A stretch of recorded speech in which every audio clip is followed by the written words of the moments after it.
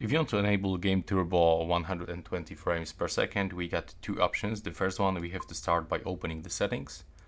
Now we have to navigate into the display and the brightness, and over here we have to go for refresh rate, and we have to make sure that we force the custom one. We have to go for the custom. We have to set 120 Hz. Now go for the applications that will use this, and we have to find our applications. So in this case, if I want to get on my game, so that's the PUBG.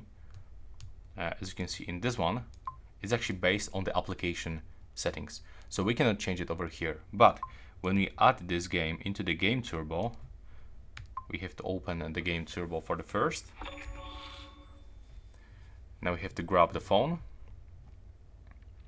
click on the settings, and over here you have to of course make sure that you turn on the Game Turbo, and when you go for the performance, make sure that you turn on the performance, that option.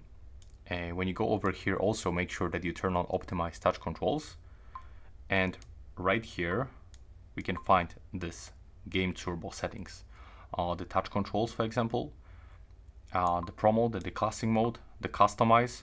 So here what you should do for all of your controls, you should actually change the swipe response like that for 100%, and that's actually everything.